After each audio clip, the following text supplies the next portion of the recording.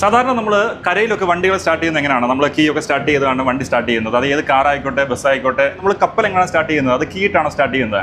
അപ്പം അതിൻ്റെ ഒരു സ്റ്റാർട്ട് ചെയ്യുന്ന രീതിയും മെഷീനറിയുടെ പ്രവർത്തനം എങ്ങനെയാണെന്നൊക്കെ പരിചയപ്പെടുത്താൻ വേണ്ടി നമ്മളോടൊപ്പം ഉള്ളത് ഇവിടുത്തെ സെക്കൻഡ് എഞ്ചിനീയറായ വിനോദ് സാറാണ്. വിനോദ് സാർ എന്നൊരു മലയാളിയാണ്, തൃശ്ശൂരുകാരനാണ്. അപ്പോൾ ഈ മെഷീനറിയെ പറ്റിയുള്ള കാര്യങ്ങളൊക്കെ എക്സ്പ്ലെയിൻ ചെയ്യാനും ഏറ്റവും ഉചിതമായിട്ടുള്ള ആൾ തന്നെയാണ്.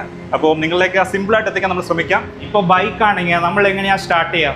ഒന്നില്ലെങ്കിൽ ചാവി ഓൺ ചെയ്തിട്ട് നമ്മൾ ബട്ടൺ പ്രസ് ചെയ്യും. അപ്പോൾ എൻജിനെ തിരിക്കണം. ബേസിക്കലി അതാണ്, എൻജിനെ തിരിക്കണം.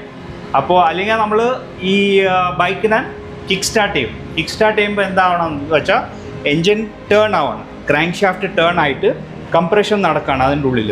സോ ഇവിടെ ബേസിക്കലി നമ്മൾക്ക് എൻജിൻ ടേൺ ചെയ്യാണ്, എയറാണ് യൂസ് ചെയ്യുക. അപ്പോൾ 25 ബാർ എയർ ബോട്ടിലാണ് നമ്മുടെ എയർ സ്റ്റോർ ചെയ്തിരിക്കുന്നത്. എന്നിട്ട് അതാണ് പിസ്റ്റണിലോട്ട് പോയിട്ട് എൻജിനെ തിരിക്കുന്നത്. അത് കഴിഞ്ഞിട്ടാണ് എൻജിൻ സ്റ്റാർട്ട് ആവുക. ബേസിക്കലി സ്റ്റാർട്ടിങ് പ്രിൻസിപ്പൽ ഇതാണ്.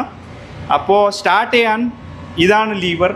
ഇവിടെ നിന്ന് ആണ് നമ്മളിത് മൂവ് ചെയ്യുമ്പോൾ പല സ്റ്റാർട്ട് ആവും. എന്നിട്ട് പല സ്പീഡ്സ് നമ്മൾക്ക് അച്ചീവ് ചെയ്യണമെങ്കിൽ ഇവിടെ നിന്നാണ് നമ്മൾ കൺട്രോൾ ചെയ്യുക. ഈ ഷിപ്പിൽ ബ്രിഡ്ജ് കൺട്രോളാണ്. അപ്പോൾ നമ്മളിവിടെ നോർമലി ചെയ്യാറില്ല. ബ്രിഡ്ജിൽ നിന്നാണ് എല്ലാ കൺട്രോൾ. അവിടെ നിന്നാണ് ഈ കപ്പൽ എൻജിനൊക്കെ അവിടെ നിന്നാണ് ഓടുക. എൻജിൻ റൂമിലും കൺട്രോൾ ചെയ്യാൻ പറ്റും. നമുക്ക് ലോക്കൽ കൺട്രോൾ എടുത്തിട്ട് ഇവിടെ സ്വിച്ചസ് ഉണ്ട് ലോക്കൽ കൺട്രോളിന് വേണ്ടി. അപ്പോൾ ആ സ്വിച്ചസിലോട്ട് അത് മാറ്റിയിട്ട് നമുക്ക് ലോക്കൽ കൺട്രോൾ എടുത്തിട്ട് ഒന്നില്ലെങ്കിൽ നമ്മൾക്ക് ഈ കൺട്രോൾ റൂമിൽ നിന്ന് തന്നെ എൻജിനെ സ്റ്റാർട്ട് ചെയ്യുക. അല്ലെങ്കിൽ താഴെ ലോക്കൽ മനൂവറിങ് പ്ലാറ്റ്ഫോം ഉണ്ട് എൻജിൻ്റെ സൈഡിൽ. അവിടെ നിന്ന് നമുക്ക് എൻജിനെ ഓപ്പറേറ്റ് ചെയ്യാൻ പറ്റും.